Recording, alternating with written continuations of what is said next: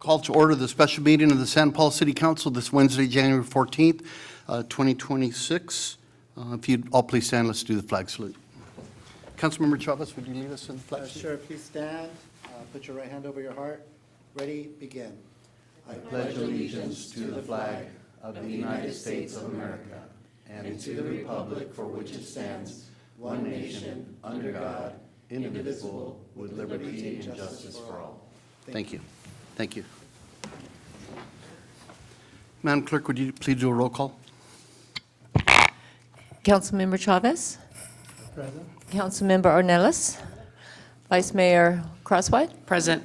Mayor Juarez. Present. And Councilmember Cornejo is absent this evening. Thank you. Do we have any public comment?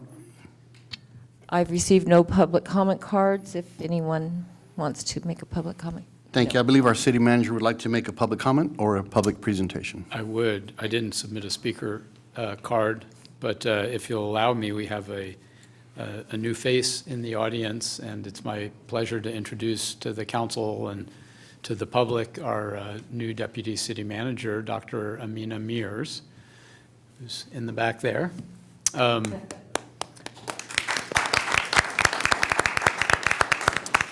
Ms. Mears comes to us from the Inland Empire area, where she has done, well, really her whole career has been in the public sector, most recently with the city of Corona, doing a lot of work in emergency preparedness and in the city manager's office. So we're really pleased to have her skill set, have her energy and enthusiasm and ideas. So you'll get to hear from and see her quite a lot.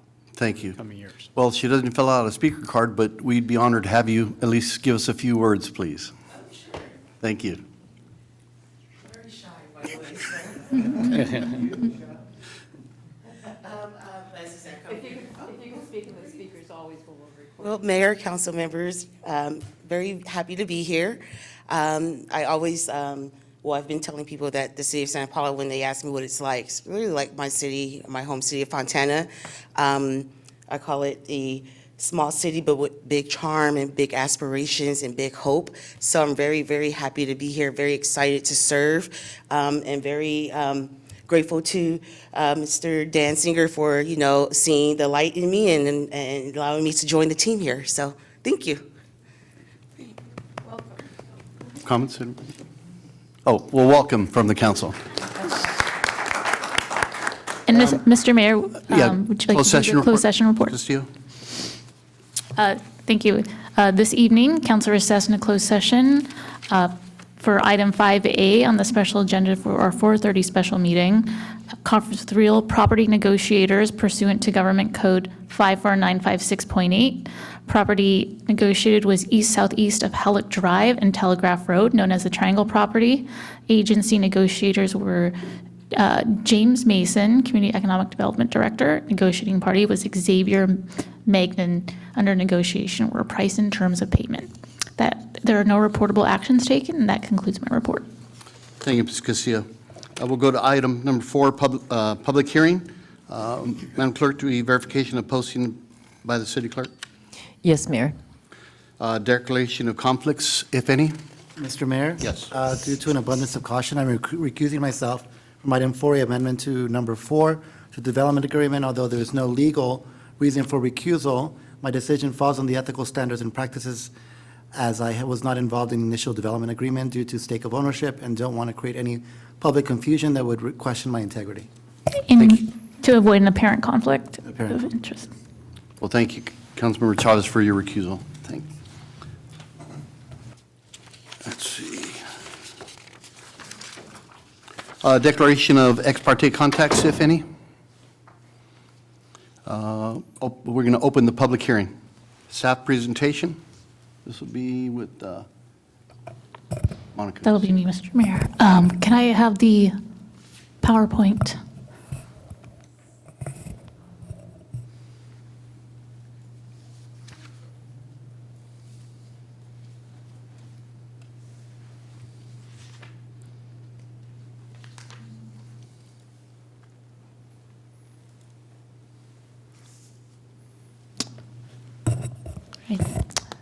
Thank you, council, members of the audience. The item tonight is amendment number 4 to development agreement. This is, some of you will be familiar with this. You were present here for the last amendment. The recommendation tonight is to introduce and waive first reading of ordinance number 1351, entitled an ordinance finding that approving amendment number 4 to the development agreement will not result in new significant impacts or increased severity of impacts addressed in the previously adopted addendum number 6 to the final East Area 1 EIR and addendum number 4 to the East Area 1 specific plan supplemental EIR, and approving amendment number 4 to development agreement. So just a little bit of a primer, which we did last time. A development agreement is a negotiated statutory contract between local government and property owners and developers. What it does is it vests developers' rights to proceed with a project under agreed upon land use regulations for a defined period, and then in exchange, developers' commitment the developer will commit to provide public benefits, mitigation measures, infrastructure improvements, and other community obligations to the local government. This is a benefit to both sides because it creates certainty and predictability for the developer while ensuring the city receives long-term public improvements aligned with its objectives. So I'm going to go through this. I kind of organize this in terms of the major material terms in the development agreement amendment. One of those, there is a section in the amendment that references the second item on your agenda today, which will be amendments to the Community Facilities District number 1 to provide some very basic background on CFDs. So what happens is there's it's usually called a Mello-Roos fee. You'll see it on your county property collection, tax collector's notice. It's a special tax on harvest parcels to fund public facilities and services.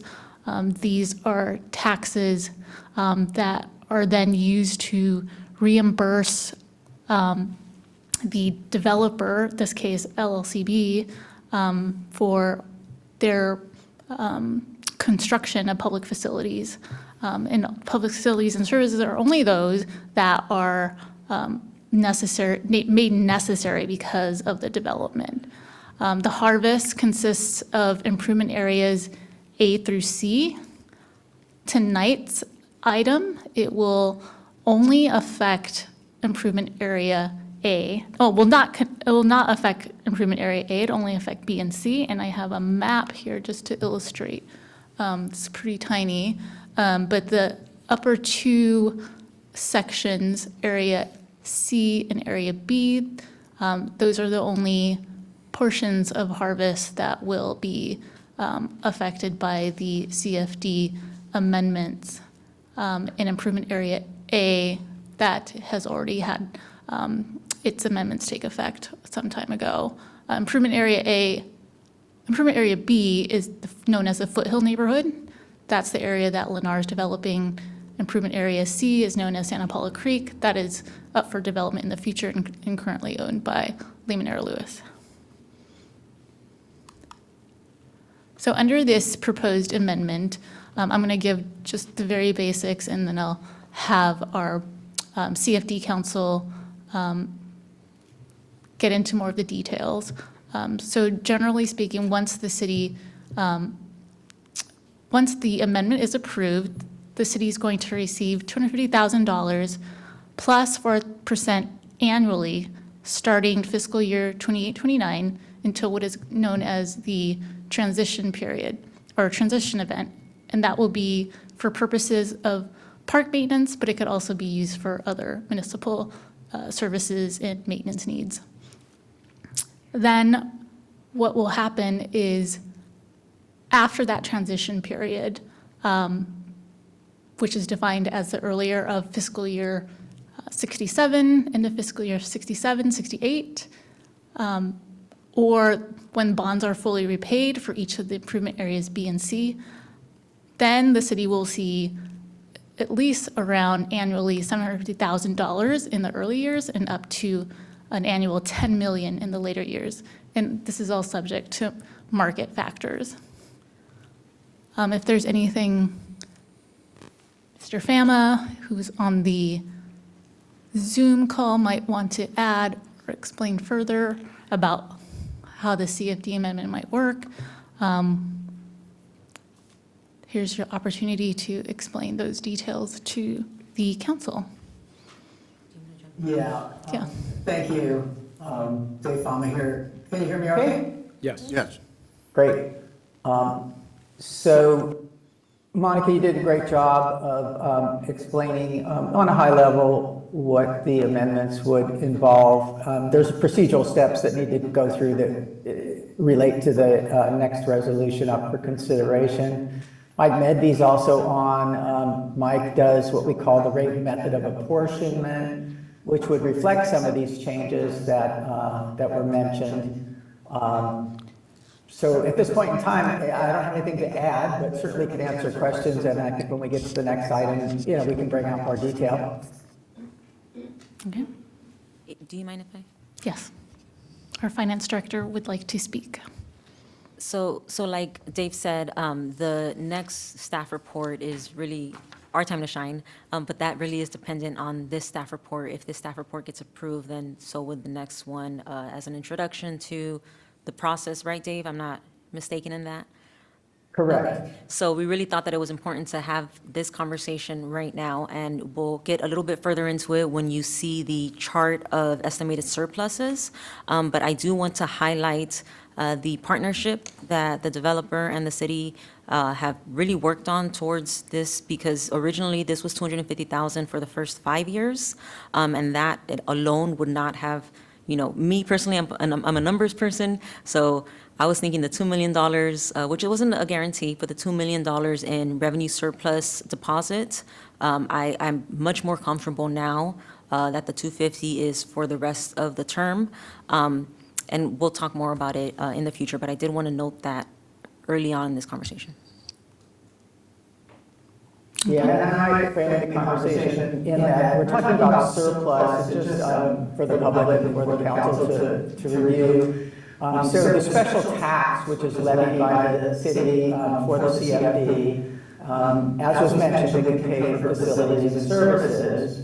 And on the facility side, the special tax is a certain amount, and it is a maximum amount that can be levied. And that's expressed in the rate method that Mike Medvey drafted way back when we formed the district. So the difference between the maximum that the city can levy and the amount that's actually needed to pay for debt service on bonds, plus administrative costs, there's always going to be some excess. Max versus debt service and admin.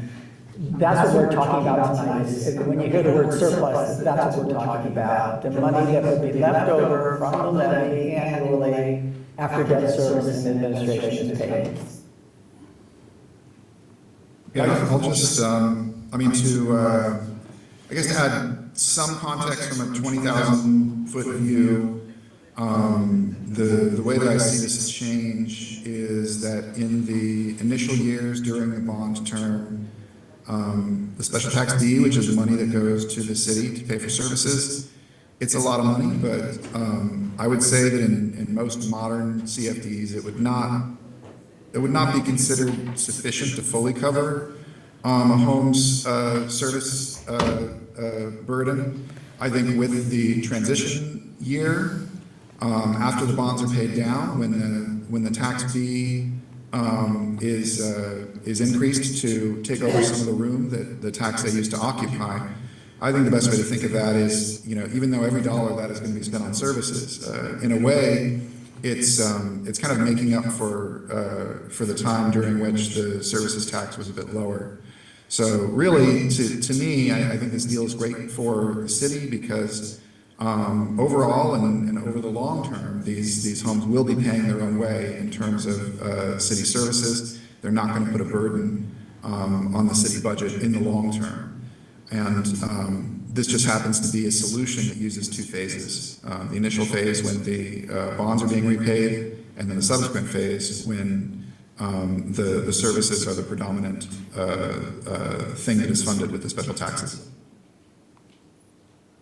Thanks, Mike. And just to explain the heart of the change, so on the facility side, you have this surplus, and what's being proposed is that 50% of that surplus, after the transition that was mentioned earlier when bonds are paid off, 50% of that surplus on the facility side that's generated can go to the city for services. And we can get into the mechanism of how that happens, but that's the effect of what's kind of before you tonight. So Christy, back to you, I guess. I think hopefully we didn't confuse people more. I hope so too. We will talk shortly about longer-term revenue, or not revenue, but longer-term fiscal impacts and short-term fiscal impacts in the PowerPoint presentation. But for now, Monica, I think we've taken a lot of your time. Great, thank you.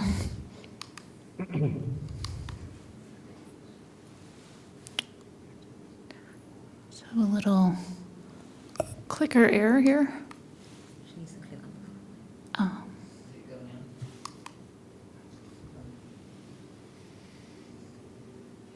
Once I put a zoom up on top, it does that to that. Give me just a moment, I'll set that.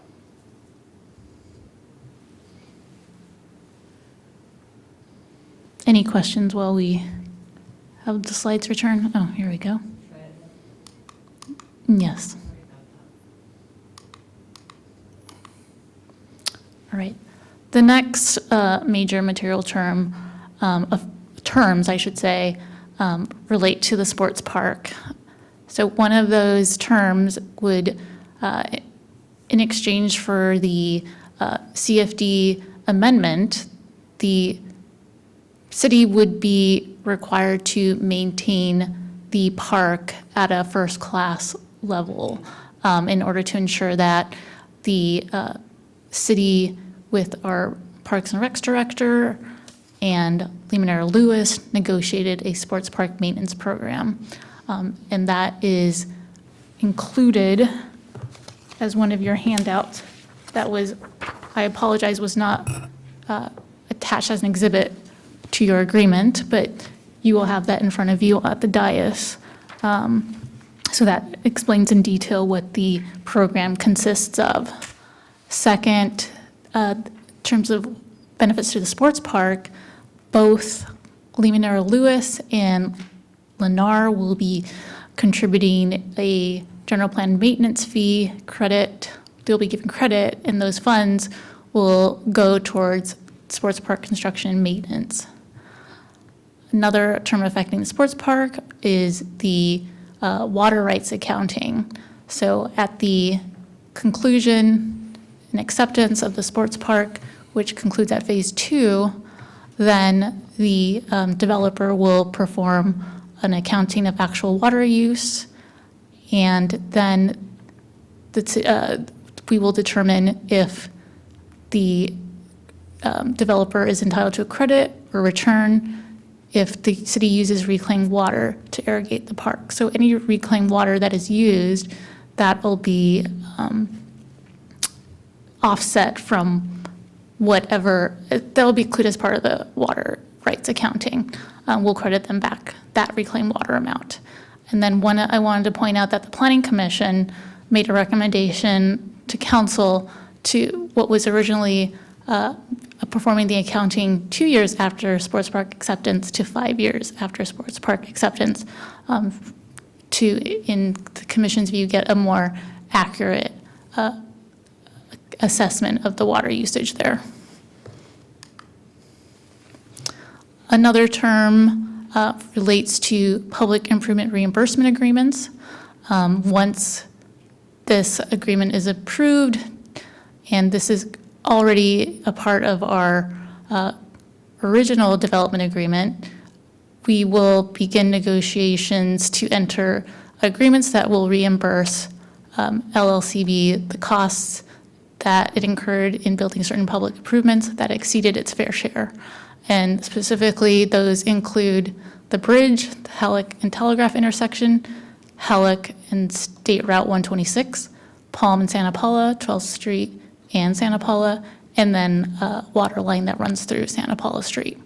In addition, as part of those development agreements, it will consider a credit of $1,000 a unit for every 550 units that were added in amendment number 3.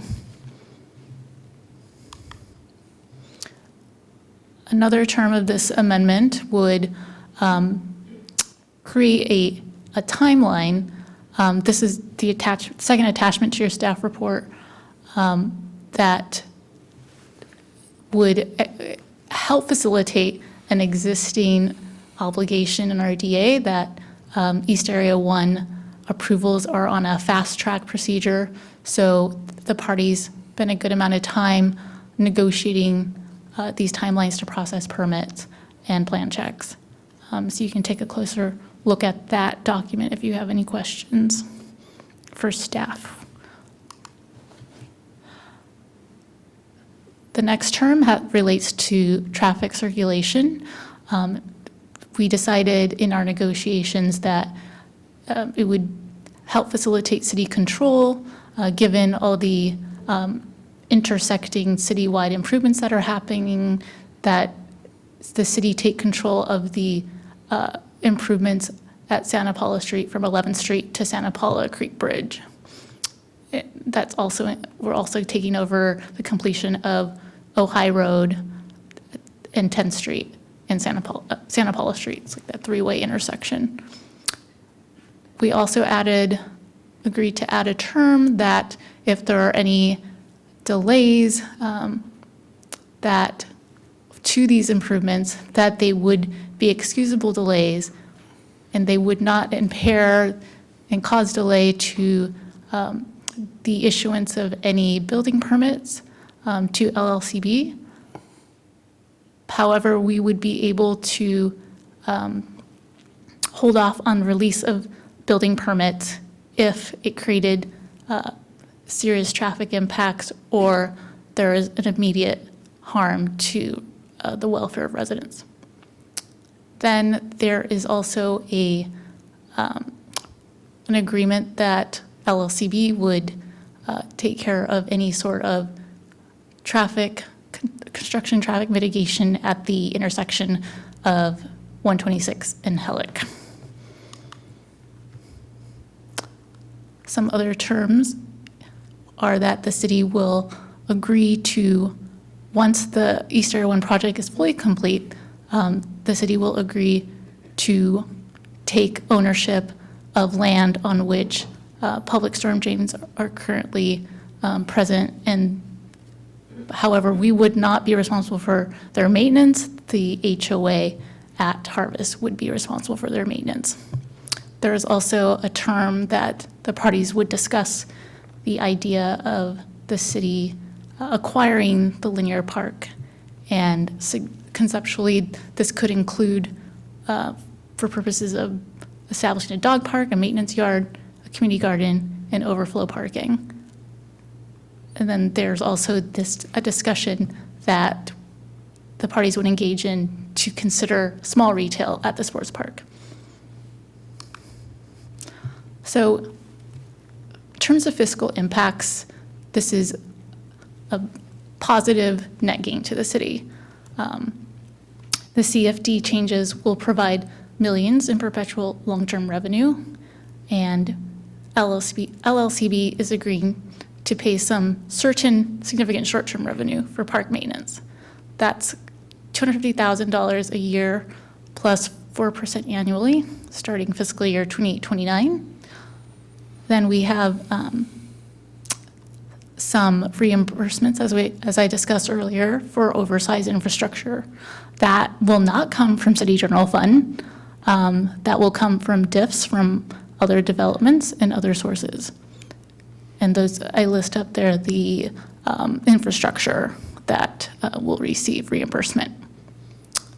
Also, the city, although the city is completing the 2 streets I mentioned earlier, that is still offset by a fair share from LLCB, and it will be funded with other development contributions.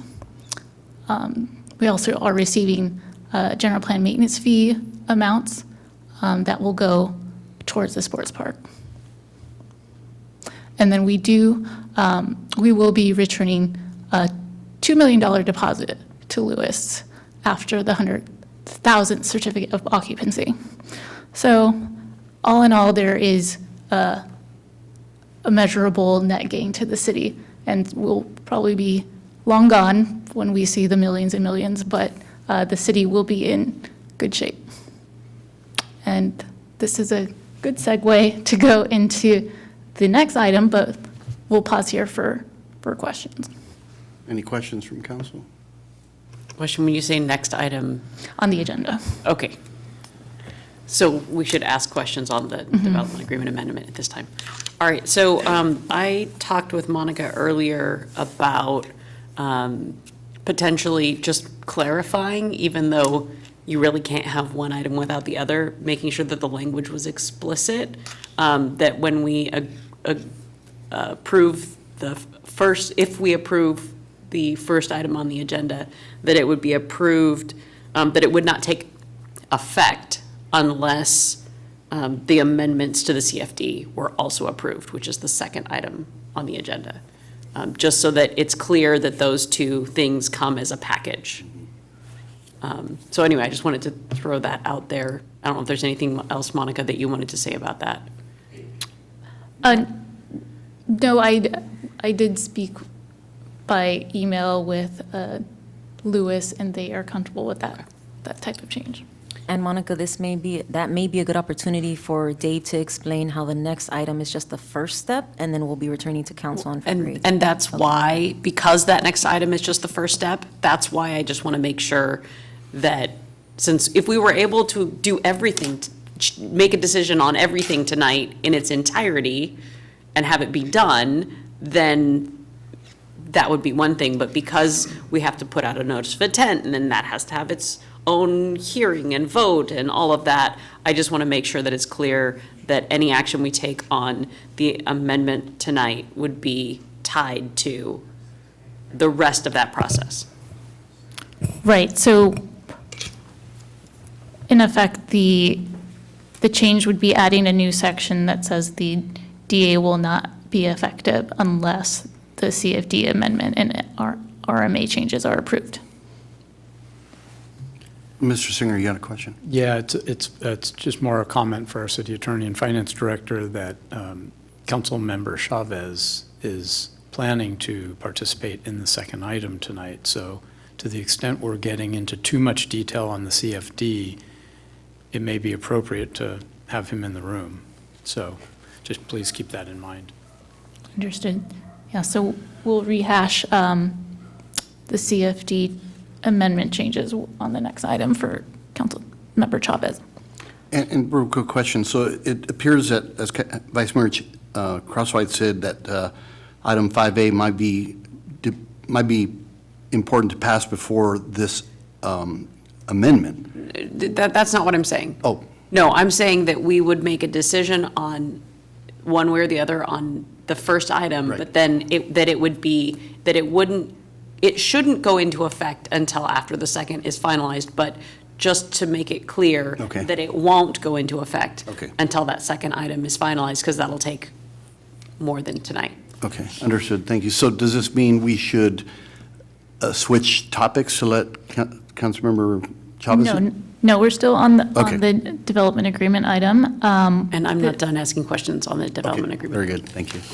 May I ask, Mr. Fama, can you confirm if that is fine? I thought it was my understanding that if the DA amendment gets approved, I understand that it's dependent on the second item, but then we're kind of doing a Circle 22 reasoning, because I thought the second item had to be approved if the first item was approved.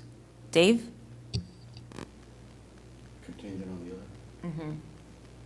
Dave, are you on there? There we go. I'm sorry, I had to unmute. Yeah, I was having a thought, and I'll explain, but I was having a thought at the comment, and that is that if the amendment to the DA gets approved tonight, that doesn't necessarily mean that the city's going to sign it tomorrow. So the signing could take place after the amendment to the CFD is concluded, which is February 18th. So that's something that's kind of a little safeguard too. It's up to Monica whether or not, that's something you want to depend on, or you just want to write something into the agreement. But Christie, back to your comment.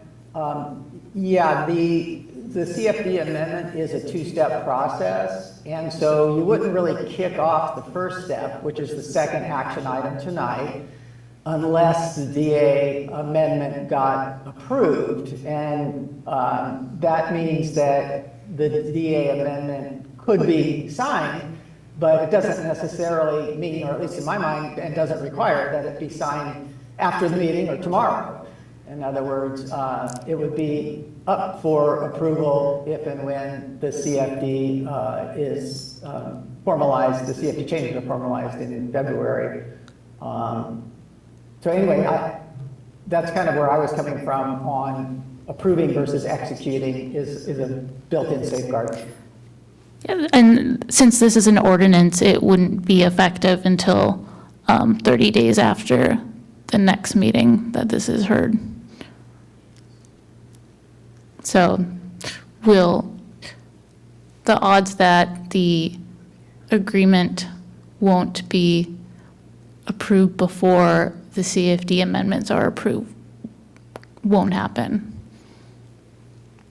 I just wanted it to be clear that they are connected, right? So that somehow we didn't make a decision on the first item and then something weird happens and we get to the February meeting and suddenly that goes sideways. Like both things, I just wanted to be clear that both things have to go together, that that's how this package is. So anyway, we can figure out practically how that functions, but I just wanted to be clear that they both go together, especially since we're going to have different people acting on different things, it sounds like. So, so to go to the actual agreement, again, I think because it's in there, that means that we've agreed to it, but I just need to publicly ask probably Mr. Singer, since none of your other staff is here, we are comfortable that we can meet some of these things like the park maintenance program and the expedited permitting. Mr. Mayor, members of the council, Vice Mayor, thank you for the question. In both cases, these were negotiated not only with LLCB, but vetted with our departments. In fact, the park maintenance schedule was developed internally and has been run by our partners here, but so they're fully on board. And in the case of the expedited permitting, Mr. Mason and I have sat down with Wildan, we've sat down with M6, we've sat down with MNS, and they're all very agreeable to those terms.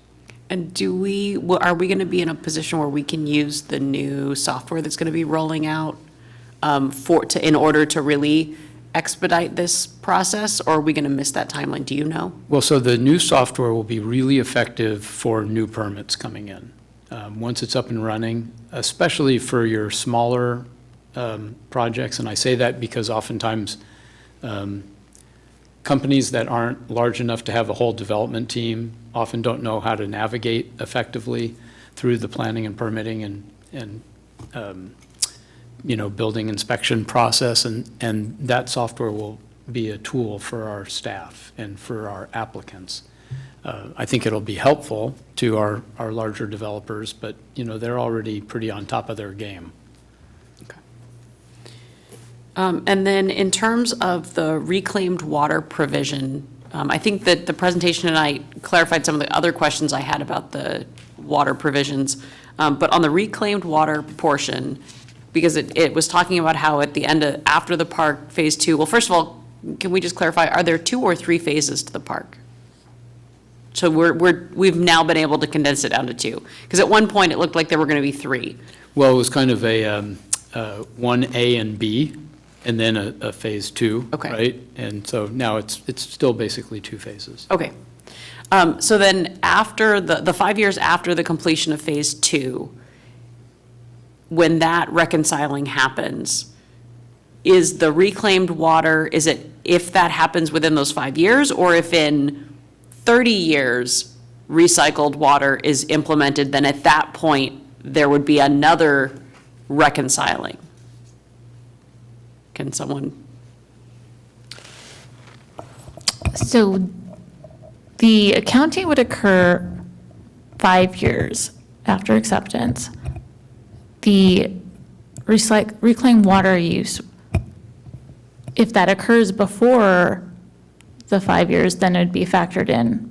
But I don't think we've considered afterwards, after the 5-year accounting. Yeah, I don't remember that being discussed, but I will tell you, we don't have what's called purple pipe, reclaimed water, going from our wastewater treatment plant, which would be the most likely source of that reclaimed water, anywhere near to the east end of town. It would be an expensive infrastructure project. It would take probably years to develop. And there are other potential uses downstream. So I honestly, I don't see it being a reality anytime in the near term. But I'm just saying, since there is a purple pipe in the new development, if that ever connected, or am I to understand that the trigger would be that it was finally connected? It would seem appropriate to me, my reading of this would be I'm seeing that, nodding in the audience that was their intention. yeah, I think if at some time in the future, we're to be able to rely on reclaimed water, then there would be a credit at that time. Okay. That seems reasonable. All right, I just wanted to understand that was how you all understood that, because that's the way I read that language, but I just wanted to be clear on what I was reading, that was what others, at least that was what the developer, how they understood that provision. Okay. And then the process for determining, so it's my understanding there's going to be a separate agreement on the reimbursement agreements? And can someone speak to sort of what that process of that negotiation? Because I had lots of questions, but I won't try to figure them out if we're going to be having a future conversation about that. Yes, so the concept behind a reimbursement agreement is that the city, once the developer has oversized its construction of certain facilities. And so in other words, they have built and incurred construction costs more than their fair share. And that fair share is calculated based on what their project's impacts are to that public infrastructure that they've already completed. So once that is completed, then we will determine in the reimbursement agreement how much the city is to pay them based on what other subsequent developers will contribute to in public infrastructure. Because those developers and Lewis are both, the Lewis development, they're both using that same infrastructure. And so it'll be quantified in the proportionate impacts. And that's all going to be explained and calculated in a reimbursement agreement. And that agreement would come back to council in the future? Correct. Okay. So that would be something that some of the understanding of how all of those pieces fit together and what developments would have to provide what towards which pieces of those various intersections and Yes. infrastructure amenities would all be conceived of in this other agreement that'll have to be worked through. Yes, and it will probably take some time to work with consultants who do nexus studies and impact studies to help us work out what that fair share cost will be. And make sure that those other costs aren't paying for something that's already been covered by a CFD reimbursement, and how that all comes out in the Yes. wash. There'll be multiple sources of reimbursement considered. Oh, boy. All right. Well, that's going to be fun. You're going to have your work cut out for you. Let's see. So then, when it comes to the Santa Paula Creek, Santa Paula Street from 11th to the bridge, is it the idea then that we will try to do some of, or I don't know if anyone here knows, is our thought to hopefully try to do part of that as when we do that section of the next 5-year cycle of the pavement management program? Is that the hope, so that that we're working in that area? I think that area was in cycle 2. Would be the hope then that we'd be able to hopefully do some of those improvements at that same time, or are we thinking that that'll be sometime in the future? So, Vice Mayor and members of the council, the improvements to that corridor would really take place after such time as the crosstown pipeline is installed. And it's the primary reason we didn't think it made sense to ask the developers to repave that street and do improvements, only to have us go in and tear it up and have to then repave it. So I don't know if it will happen in the cycle of the PMP. It'll be an appropriate question to ask in February when Mr. Woodward comes back with that final plan. I think it would be more appropriate to say it will occur after such time as the pipeline is completed. So that could be in just a few years, or it could be a little farther out. I would hope it's within the next 5 years for sure. Are there would we have the ability to break up some of those improvements? Part of my concern is if the bridge gets finished and there's no sidewalks and you're coming off the bridge to walking on the street. So I'm just wondering if, even if you couldn't pave certain parts, if there are at least some of those improvements that, that was, I think, why they were conceived of, that they would be done as the bridge was finished, so that people who were walking back and forth through there would have a place to walk. So I guess that's what I guess I would hope that even if staff said, well, we can't quite get to the paving part yet, that we could at least do some of those improvements sooner rather than. Those will all be appropriate questions Okay. for our city engineer. Okay. Yeah. And then the Ojai Road and SR 150 10th Street intersection, Caltrans has just done a ton of work in that area. Do we have an understanding of or is there anyone here that has an understanding of when the staff report talks about potential reconfiguring and widening, and if that intersection, all of those pedestrian corridors were just redone? So do we have a sense of how much work is imagined that needs to go I there? would have to call on Mr. Loletta, because I don't know the details of how that widening is supposed to occur, or what's supposed to occur there. Good afternoon, Mayor, Council. Is this on? Okay. We did have a traffic analysis done recently based on the Caltrans project, and we saw very minimal work needed to be done after they were finished. So we don't anticipate any widening or any significant improvements to it. Okay, because it was one of those intersections that it was always like, oh, well, y'all are gonna do it, so I don't have to worry about it. And then now it's like, wait a second, now we're gonna have to be responsible. I wanna have a sense of like, is the timing just really off here with all those Caltrans improvements, or so I'm just trying to understand that. Yeah. Okay.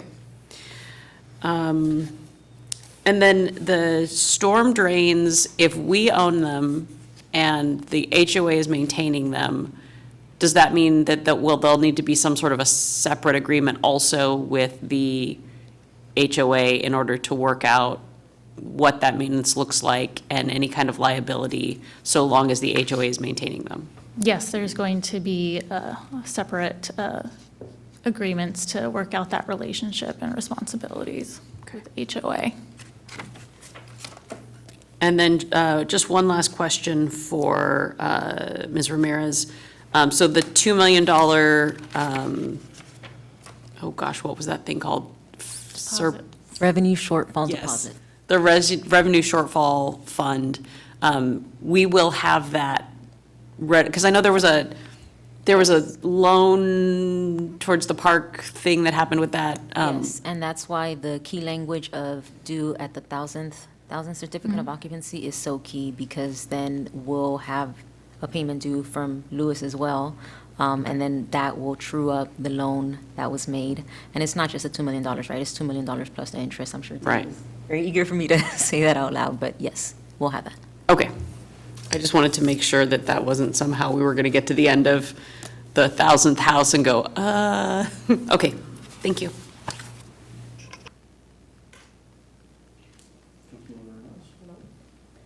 I just have one follow-up, and that's having to do with the reclaimed water.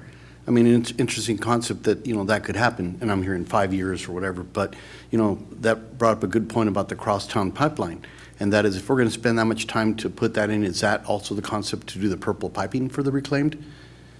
I don't believe that's anticipated as part of the crosstown pipeline. They have to be separate pipes. Right. For obvious reasons.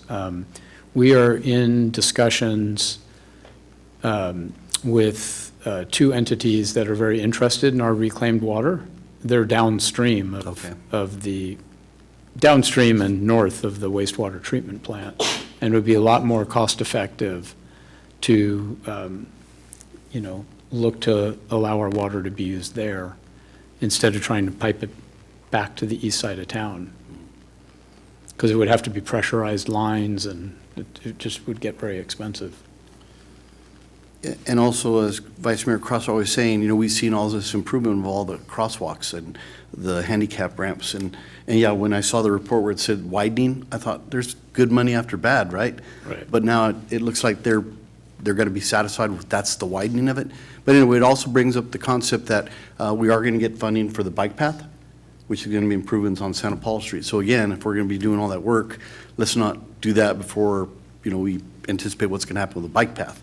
I guess everybody's got to be talking to each other, so and I know at one point we did replace or repair Virginia Terrace, knowing that eventually we'd have to do infrastructure.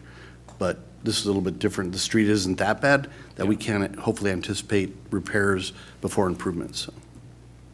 There's a lot at play, including potential private development on the south side of the road. The bike and pedestrian improvements that we're looking to make, and I anticipate those final designs coming to the council as soon as March or April. And so that it's really for those reasons that we felt, not that we were looking to take on another capital improvement project, but that we felt like we wanted to make sure that corridor is done right. Right. Okay. Any more questions? Okay. Do you have more staff presentation? No, Mr. Mayor. Okay, so that's it. Do we have any public comment? No, Mayor, we've received no public comment cards. Okay, then at this point, we'll go ahead and close the public hearing, and now we'll move on to discussion and action.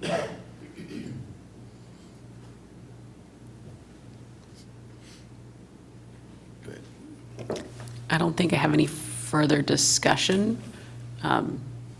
So my only question, I don't know if there's other, do you have further? If no one else has further discussion, my only question would be to City Attorney. So if I read the introduction of the ordinance and then just said at the end something to the effect of that would not become finally effective unless the CMD amendments are approved, would that satisfy? Or is there something else that you would? Yes, thank you, Vice Mayor. I would suggest adding a new section 13 to the development agreement amendment, number 4, that says this Fourth Amendment will not go into effect unless the amendment to the CFD number 1 acquisition agreement and RMAs for improvement areas B and C is approved.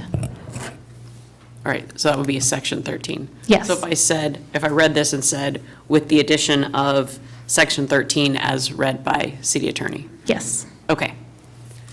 With that, Mayor, are you ready for me to make a motion? I'm ready. All right, so I move that we introduce and waive the first reading of ordinance number 1351 entitled, "An Ordinance Finding that Approving Amendment Number 4 to the Development Agreement Will Not Result in New Significant Impacts or Increase the Severity of Significant Impacts Addressed in the Previous Adopted Addendum Number 6 to the Final East Area 1 Environmental Impact Report, EIR, and Addendum Number 4 to the East Area 1 Specific Plan Supplemental EIR, and approving Amendment Number 4 to the Development Agreement with the addition of Section Number 13 as read by City Attorney." All right, so it's been moved by Vice Mayor Crosswhite about amendment number 4 to the development agreement. Harvest, is there a second? I'll second. Okay, it's moved and seconded by Councilmember Nellis. Any further discussion? All right, with that, since there's only 3 of us, let's do a roll call vote, please. Councilmember Ornelas, Yes. Vice Mayor Crosswhite, Yes. and Mayor Juarez. Yes. And that is passes with 3-0. All right, we're done with item 4A, and can we get Councilmember Chavez? Yeah. Okay, thank you.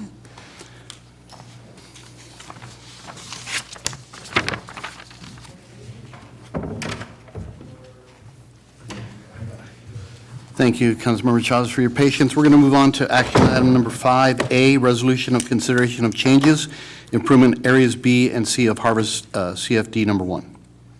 And this will be by, Did you mean 5A, 5B? 5A. My mistake.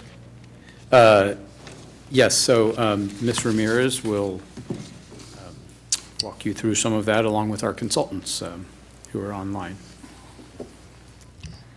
Good evening, Mayor and Council.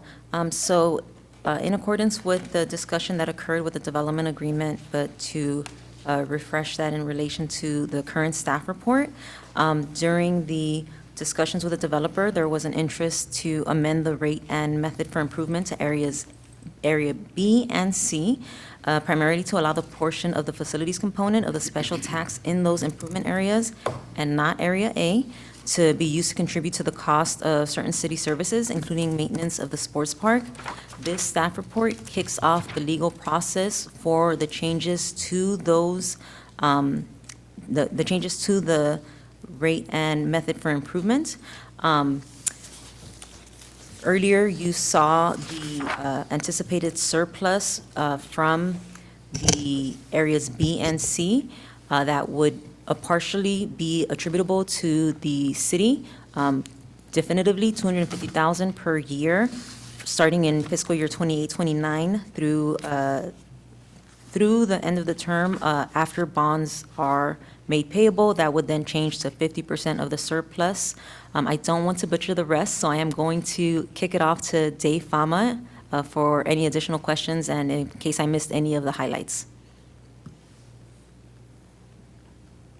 Yeah, thank you, Chrissy, and I'll just give you a brief on the process here and what we're trying to accomplish. So in order to implement the section of the DA amendment that addresses CFD changes, which is section 6.3.4, I believe it's on page 23 of your packet. The bottom is where it begins. Anyway, in order to implement that particular provision, changes need to be made to the CFD in terms of the flow of funds from the special tax and the levy of the special tax.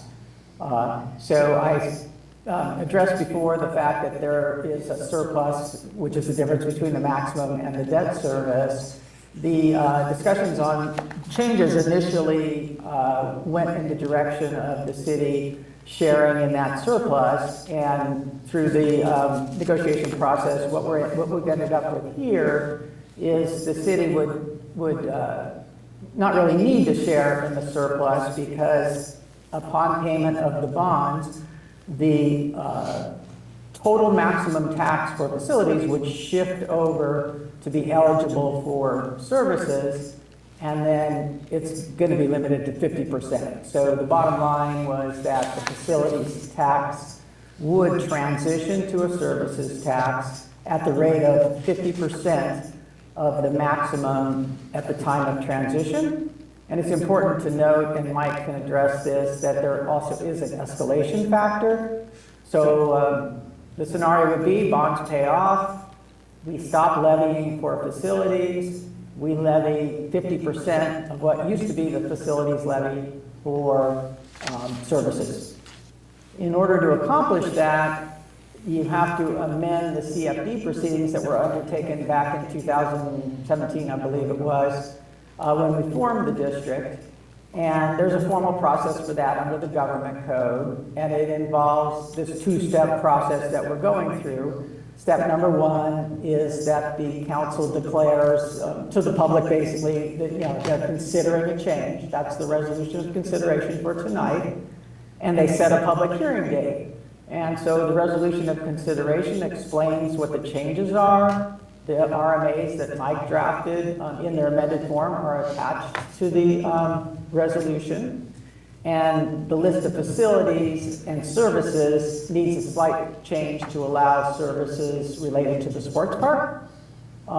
So what you're doing is you're doing what we call a change proceeding. You're considering the changes. The changes are revising the RMA for Area B and Area C, and revising the list of facilities and services to allow maintenance of the sports park. So that's what's embedded in the resolution, and if you pass that tonight, which, as Christy mentioned, kind of goes hand in hand with the DA amendment, in order to accomplish the provision of the amendment on the CFD, you need to go through these steps in order to make that effective. So passing the resolution tonight sets a public hearing for February 18th. At that point in time, there's a vote by the landowners, and I believe that it's obviously the Limonera Group and Lennar, I think, owns something already, or if they do at the time of the February 18th action, they would be a voter. Those two voters have to unanimously vote in favor of the changes, and with that, the council would be able to proceed to pass a resolution on the 18th that officially adopts the changes and adopts the new RMAs. So that's kind of a recap of where we're at and where we're going. And Mike, you want to just speak briefly on the changes you made to the RMAs for each of those Area B and C? Sure, yes. I will, the fortunate thing here is that we are making changes to the RMAs. They were already approved a while ago. They certainly, from preliminary A, it's worked well. I would say this deal is really a great deal for the city. Like Dave mentioned, it's not so much a share of the surplus funds that would be used to help pay for facilities. It's a share of the special tax A amount, the facilities amount after it's no longer needed. We've created a revenue stream equal to about half of that. And one of the things that we've done to keep the services tax in line with the other services taxes in the city and what most services taxes in California is to make it the same rate for every home in the development. So you'll notice in the RMA that while the tax A does go up with square footage, the special tax B that replaces it is even for each home, at least on a per improvement area basis. It is once the tax B takes over, it will increase at the same rate that inflation does with the CPI factor. So after that transition year, you're going to have a revenue stream in perpetuity that is a very good amount to help care for all the amenities of this development, and that increases also with inflation. This is starting to become a more common thing in California now, but I would say that it is a very good deal for any development, and it ensures that the residents who benefit from the amenities are paying their own way, not putting a burden on the city's general fund when it becomes more common for that type of thing to become a burden, you know, later on in the development, when things start to break and things start to need replacing. So it's a great deal in that respect. The other thing that you'll see a lot of in the RMA when it comes to changes is the concept of prepayment. So our concept here, again, in keeping with other CFDs that work in this way, is that we wanted to avoid the prospect of a future homeowner prepaying the special tax A and then perhaps selling the house only to have somebody buy the house with a no Mela Rus, and then all of a sudden the tax B pops up out of nowhere during the transition year. So what we've done is limit the prepayment to equal, they can only prepay the share that would set them at the level of the tax B that's going to be levied. And again, because the tax B is the same across every tax class, the prepayment share does differ by tax class. Usually the smaller homes have a smaller prepayment percentage because their flat tax B after the transition year is a greater percentage of their tax A before the transition year. And the larger homes have more ability to prepay because they're, as a percentage of the tax A before the transition, their tax B is lower. I should mention that even though we have included this provision to avoid any hassle when the transition year comes along, to avoid any complaints of taxes going up and down wildly, prepayment is not a very common thing. It's kind of it's certainly a niche market. Some people want to be able to prepay their taxes just not to have to worry about them, but it's a pretty small percentage. One of the things about being a special tax consultant is we do sweat the details, and we try to make sure that we prepare the RMA in a way that's going to minimize the hassle for the city, minimize the hassle for the administrator. But the prepayment provision should be seen as just a way of dotting the I's and crossing the T's to make sure that everything's going to go smoothly. It shouldn't have a great impact on the future residents of this CFD. And I think that's, other than a few cleanup changes, that pretty much constitutes what the changes to the RMA were. So I'm happy to answer any questions about the technical aspects. Questions? Good, Councilmember Chavez. Sorry, I have two questions. Just how does a developer benefit from these changes to the agreement? I wouldn't say the developer benefits from the changes to this RMA, but they do benefit from the other changes that were part of the DA that was heard earlier. And regarding public hearing, if it goes to February 18th, what recourse? That's just informational, educational, or is there a recourse or provision if there's disagreements from the public? It's important to keep in mind that the public that would have an interest in this would be the future homeowners. And right now, they don't exist. And that's why both Lennar and Louis Limonera are the ones that will get to vote on this. So, yeah, Mike, you've had some experience with some of these kind of community service districts. Is there any examples of times when communities or neighborhoods have objected? Most objections I hear are people coming to comment during public hearing worried that their own taxes are going to be affected by the CFD. Usually they're swiftly assured that the CFD only applies to the future residents of the area within the boundaries. That's, other than the people who enjoy speaking on every item, no matter what it is, those are the only comments I typically hear. We don't have too many of those. And then just a question regarding the section that says areas B and C to include maintenance of and lighting of parks, parkways, streets, roads, and open space, which would include the sports park. There's obviously parts of that have been underdeveloped. So this would, in a sense, would allow us to use these special funds from the local community to maintain all these facilities existing and future potential upgrades. Yes. Okay. Including public safety, or matters that we couldn't even today anticipate.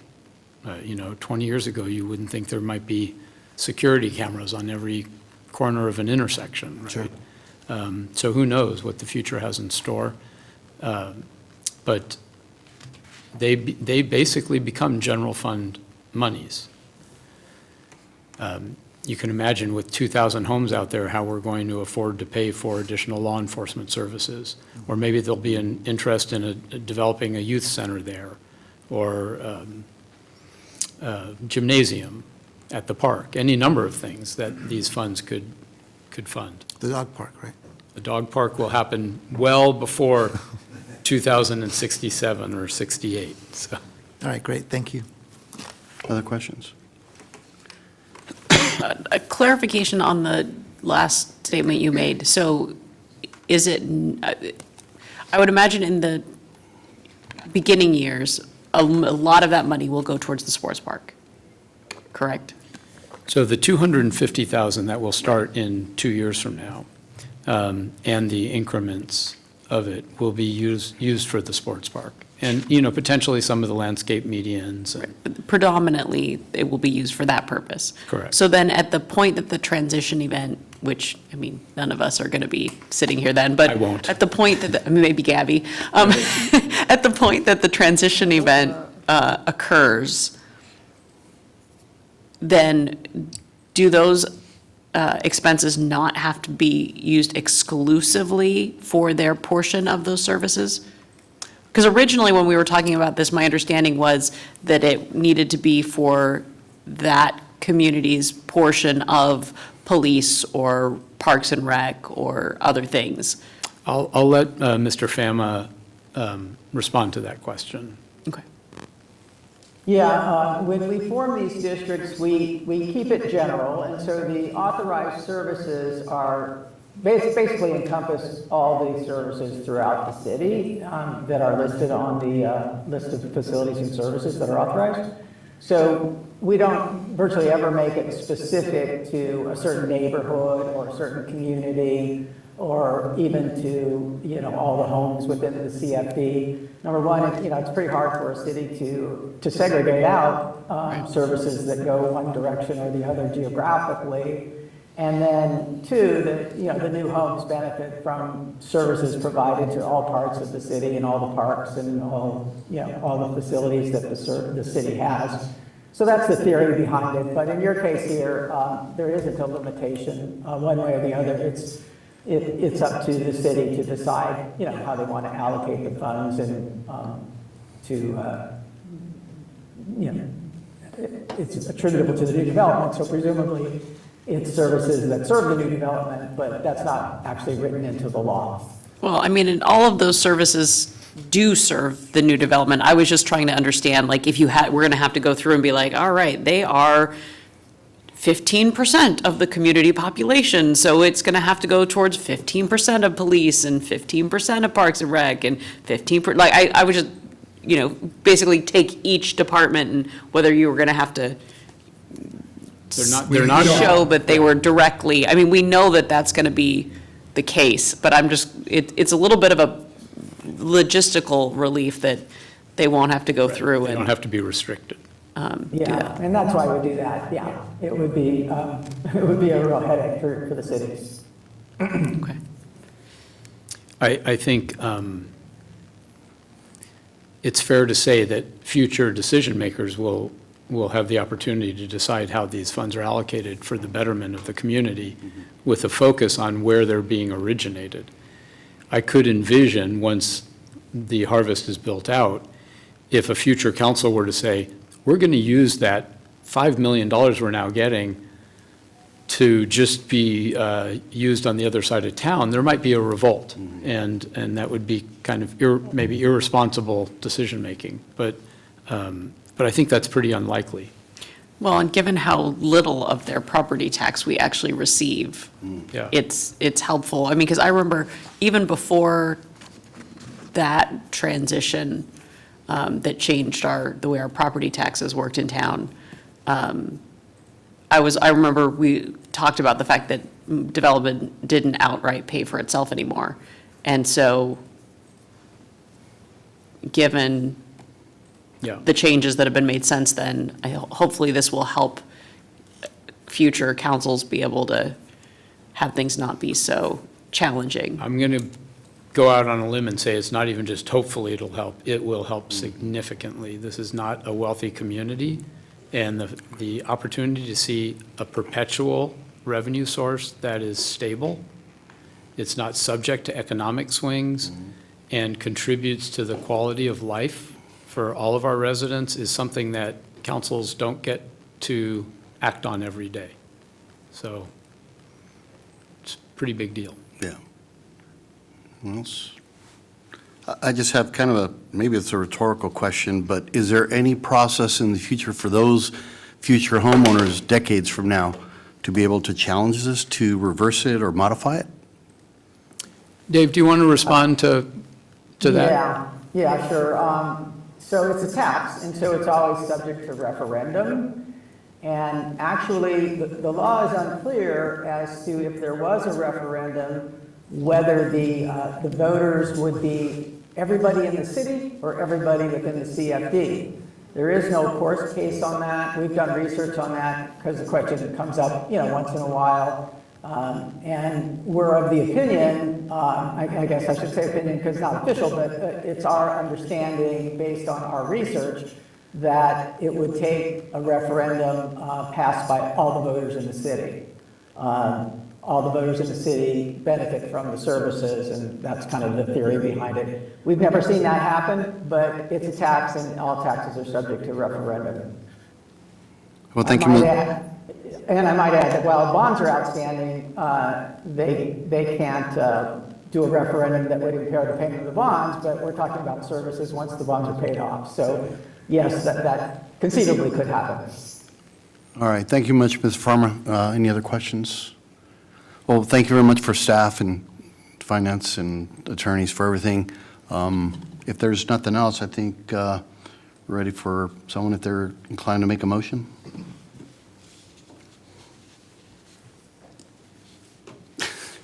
All right, I can do that.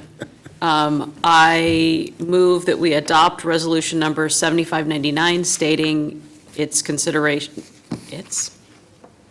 to amend the rate and method of apportionment and amend the services authorized to be funded for Improvement Area B and Improvement Area C of Harvest Community Facilities District Number 1.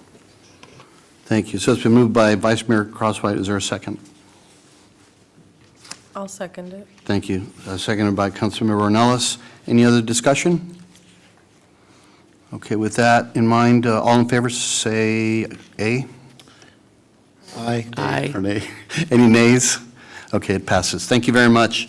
5A passes. Thank you very much, everyone, for your presentation this evening. And thank you for joining us virtually as well. Happy to. Thank you. All right, we're going to move on to numbers. Glad to help. Thank you. Anything else? We're going to move on to adjournment then. I would just like to take a quick second to thank the members of the team that are here. Yes. This only came about because LLCB recognized that there was an opportunity to make Santa Paula better. This money doesn't go in their pocket. Yes, there's some concessions that makes it easier for them up front, but this wasn't something on our radar screen, and I just want to acknowledge them. So thank you very much for that consideration. All right, and with that, we're going to go and adjourn at 7:53.